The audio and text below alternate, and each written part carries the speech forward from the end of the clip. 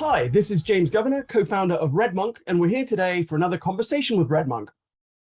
Joining me today, I have Holly Cummins, Senior Principal Software Engineer at Red Hat, and we've got a great topic, which is really about software and sustainability. So welcome, Holly. Thank you. Thank you for having me. It's absolutely my pleasure. I think this is a really important issue. I think when we're talking about sustainability, when we're talking about carbon and so on, I don't know, sometimes it's easy to get so scared about the bigger picture that it prevents us from really focusing on some of the actions that we can take as individuals, but also organizations. I think that as a whole, as a culture, we focused rather too much on don't use plastic straws, which really pushes it to the individual level and that level of carbon footprint.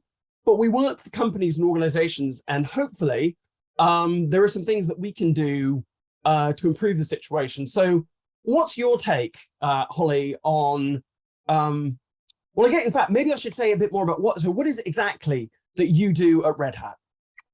So I'm a Senior Principal Software Engineer, and I'm in the Quarks team. So my role is to help build Quarks. And in particular, I look at the Quarks ecosystem. And by that, we don't mean the environment and the climate. We mean the extensions and that kind of thing. But I also have an interest in the broader ecosystem issue. Okay. And so, if we think about some of these questions around the digital world and how much power we're actually consuming in building digital services, on the face of it, I always think, hang on, if it's digital, we don't have such a big carbon footprint, but that's not true, is it? It's not. And I think going back to what you were saying about the individual actions and the organizational actions, I think that actually puts us in a really sort of lucky position, because as individuals, we can look and go, oh, it's all hopeless. But actually, because of the industry we're in, we have a lot more power than we maybe realize. So the sort of the digital world overall, it's almost like a seventh continent in terms of its power usage. So there's about 4% of the energy consumption of the world is for digital things. So to sort of put that in context, it's about 3 times the energy consumption of all of the UK, where you and I are. And then if you sort of narrow that down to data centers, rather than, the sort of all the devices and everything, it's about maybe 1 to 3% of the energy consumption of the world. So comparable to flying. So that means we're the ones who are writing the things that are running in those data centers. So if we change what we do, if we change how we manage them, if we change how we write them, we can change that power consumption in quite a significant way. Okay, well, that feels, there's obviously a lot we can do in automation. I think some of this is just the classic, walking around the house, turning the lights off. People turn a light on, they leave the room. People leave their I guess that's digital. I've got a teenage son. He's got 2 massive monitors, and he'll just happily leave the house, leaving all of that power on. It's quite a human thing to do that. But is that sort of part of the major challenges we have? Is just systems that are running that shouldn't be? Yeah, completely. And I think that's one of those ones where it's like turning the light off. It's such an easy win. Unless someone's in the room, no one's going to suffer because you turned the light switch off. It's just that sort of habit of, hey, as I leave the room, let's turn the light off. And what we're seeing is there is a little bit of a hurdle there. So often the way we used to write applications, they did not cope with being turned off. So there was a downside to turning it off, which is you turn it off and it may come up again. It may not come up again. It may need an army of engineers to work for a week. So we do need to make that change to make things more able to cope with being turned off. But when we do, the savings are potentially really significant. I was talking to a client the other week, and they worked out that, they're in just one time zone, and they had some applications that are only used in business hours. So 2/3 of the time it's using power, it's not used. They had other applications that were just batch jobs that were just running overnight, again, on their dedicated hardware. And so those really needed to be run with serverless or something to be spun up. But it was just that sort of institutional organizational jump to go from bad things are going to happen if we turn this off, to that light switch ops mode of turn it off when we're not using it, turn it on when we are using it. Well, I mean, I think that we've as an industry thought, more nines is better. You don't want to turn anything off. That 24/7, 365. That's very much sort of what IT thinks its job is. So it's quite a mindset shift to say, well, actually, that may not always be the case. But obviously, there are huge opportunities there. Is some of that around, people talking about like serverless now and scaling to zero? Obviously, your sort of engineering work in and around Quarkus. Is some of that so that we can move to a more serverless way of thinking, especially, for example, for those batch jobs? Definitely. I think serverless is part of the picture, but I think we probably want to be looking at it in a slightly more holistic way of just thinking about the elasticity. So some workloads will be really well served by serverless. Other workloads, maybe actually serverless isn't the right programming model. It's just not right for whatever reason, but that doesn't mean that we abandon elasticity. It just means that we maybe manage it in a different way, but we still want to be able to, instead of having like all the nines, have the right nines and be able to have it going up and down to respond to our actual requirements, not our sort of simplest set of, if it stays up all the time, then it won't get fired requirements. Okay. And I mean, I think one of the from my perspective, when I look at this, we're in, there are a couple of different approaches to thinking about this. We've got this, and we've got the Green Software Federation, so thinking about it as a software problem. We've got the hyperscalers saying, just put it in the cloud and then it will be green. Now, obviously, there are lots of different regions in the hyperscalers, and let's just say it's a lot greener in Stockholm than it is in Virginia. But the hyperscalers, the cloud companies, say just put it all in the cloud and then you'll be more efficient. But I guess the truth here is there are going to continue to be on-prem workloads, as you've said, and the fact is that it's neither a systems cloud, it's not just a software or a cloud. It's a systems problem that we need to be thinking of more broadly. Yeah, definitely. So with the cloud part, I think it definitely is true that there's this measure which is PUE. So that's how much power do you put into the computer or into the infrastructure, into the whole setup, compared to how much compute do you do, and that is a much more favorable ratio in the cloud. So definitely, the hyperscalers, they can do things, so Microsoft at one point, they had a prototype of a data center that was running underwater. So that it got this kind of free cooling. And there's all sorts of clever things that can be done just with the economies of scale. But no matter what kind of data center it's running in, there's still this sort of question of the hardware itself still has embodied carbon, even if it's running in Stockholm. So that's something that we need to think about. Even the electricity, wind turbines, they cost money to build. There is embodied carbon in those wind turbines. So no matter where it's running, we do want to be trying to reduce it. And that's a double win. So it's partly about saving the world and reducing the carbon, but it's also about reducing the costs. I saw a study recently, and they looked at how much cloud workload wasn't actually doing anything useful. And the number that they came up with was last year, there was $26 billion worth of cloud bills, which is also cloud energy and cloud carbon. That was just completely value free. So why would we? 26 billion? That sounds like an opportunity for Quinny Pig right there. It totally is, yeah. And there's sort of another metric, which is that 30% of the servers are zombies. They're not doing any useful work. So why wouldn't you do the graft to find them and turn them off?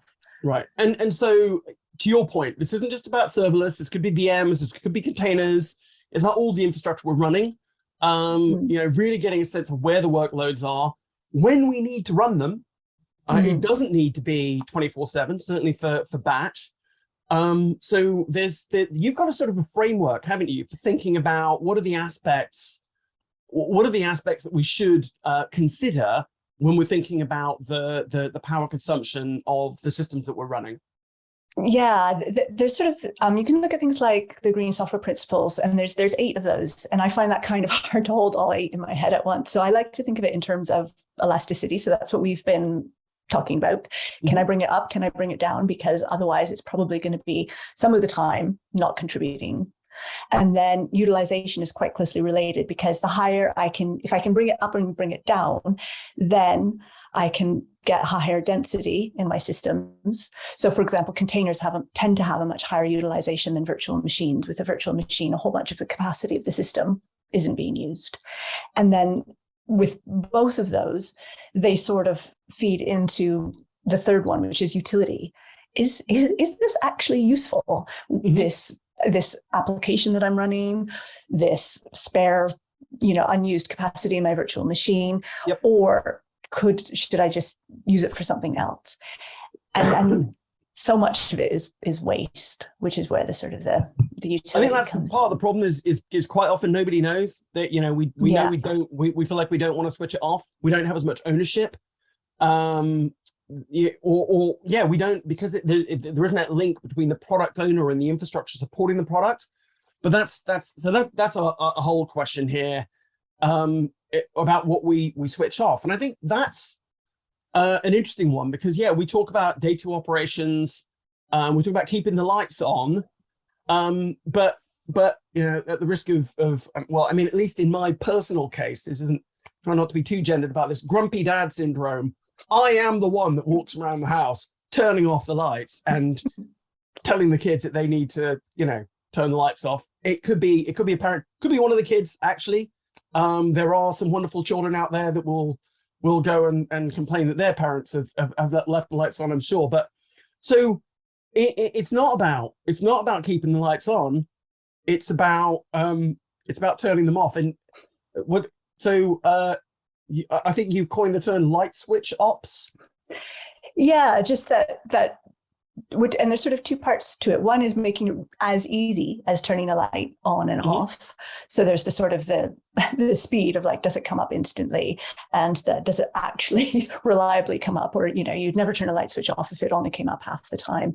And then the other one is the actual act of doing it and having that automation in place to help us see what we should be turning off and help us turn it off without having to do the sort of the big effort of, like, stamping around the house going, you left this one on, you left this one on. Oh, if it was automated, it would be so great. It would be a game changer for me. I'd be so lazy, I wouldn't get half the steps in during the day, but it would be amazing. So let's talk a bit. Let's nerd out a little bit here then, because we're talking, in your case, from an engineering perspective. We've talked about the very macro sort of view from a Holly Cummins in her day job. What is it that you're building? What's relevant? What's Quarkus? Why should we care? What's that? Is Java part of this world? Can it be part of this world? Sustainability? What's the linkage there? So there's sort of, I think, 2 parts. One goes back to the Lightswitch Ops. Traditionally, Java hasn't really been a good fit in that world. Because Java has very much not been like a light switch. You turn it off and then you turn it back on, and sometime later it comes up. And what we've done with Quarkus is building on GraalVM. We now have a Java framework that comes up pretty much instantaneously. I did some benchmarking against actual light bulbs, and it comes up significantly faster than an LED light bulb. Oh, that's amazing. It's sort of, the so it's supposed to be the old world of Java where you turn the light switch on in the morning so that you can have the lights on in the evening. This is yeah, exactly. Turn the light on, go make a cup of tea, come back, and it might be on. But more generally, Quarkus are sort of the strapline is supersonic subatomic Java. And so what we mean by that is it's really, really fast and it's really, really small. And so intuitively, we thought, well, we all should be thinking about sustainability. If it's really fast and really small, surely that means it uses less carbon, but we didn't actually have the data to confirm that. And sometimes things are counterintuitive. So what I've been doing is I've been trying to pull together some measurements and bits of research to see, well, is it actually more efficient? And if so, how much more efficient?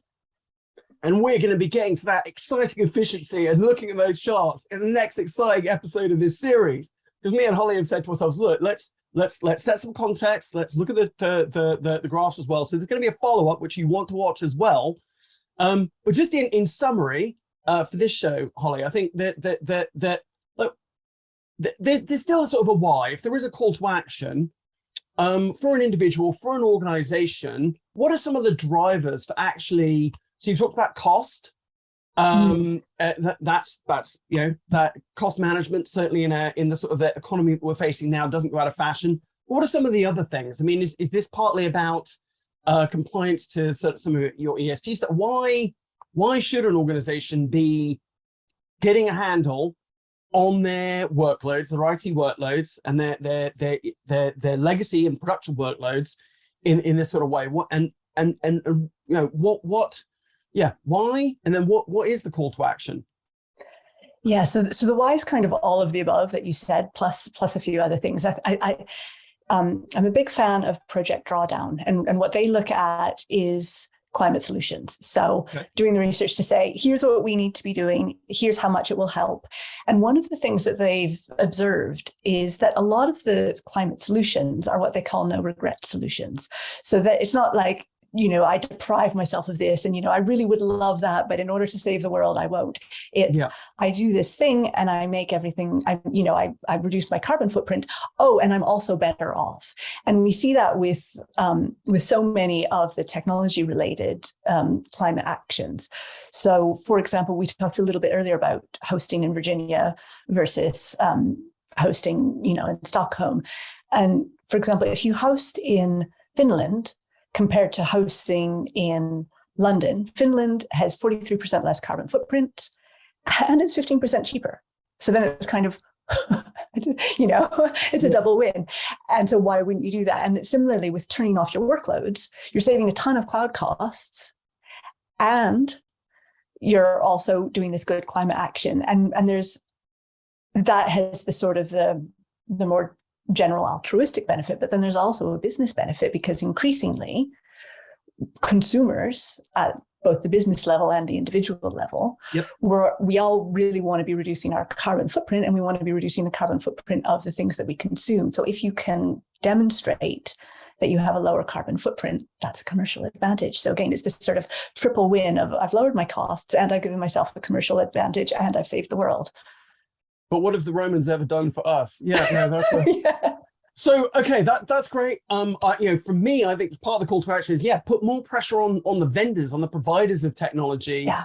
The more they hear about this, the more they're excited they're going to be, the more they're going to focus, on those customer requirements.